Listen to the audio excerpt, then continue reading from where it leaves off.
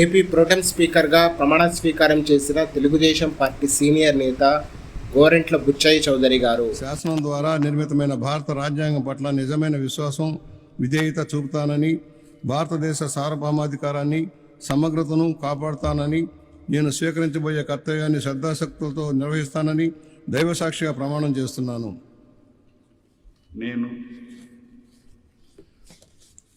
ఆంధ్రప్రదేశ్ శాసనసభ సభ్యుడినైన గోరంట్ల బుచ్చయ్య చౌదరి అనే నేను సభ నియమాలకు కట్టుబడి ఉంటానని, వాటిని అనుసరిస్తానని, సభ మర్యాదలను పాటిస్తానని, సాంప్రదాయాలను గౌరవిస్తానని దైవసాక్షిగా ప్రమాణం చేస్తున్నాను.